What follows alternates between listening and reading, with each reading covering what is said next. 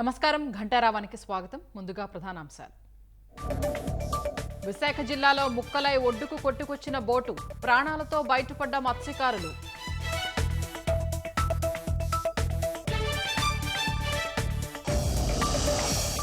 Visakha LIG పార్క్లో పులి సంచారంపై వదంతులు, తెల్లవారుజామున చూశామని చెబుతున్న స్థానికులు.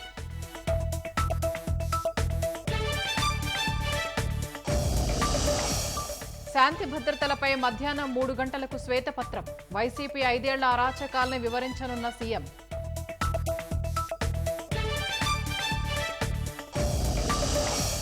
ప్రైవేటు సంస్థల్లో రిజర్వేషన్లపై వెనక్కి తగ్గిన కర్ణాటక ప్రభుత్వం, పరిశ్రమ వర్గాల వ్యతిరేకతతో బిల్లు తాత్కాలికంగా నిలిపివేత.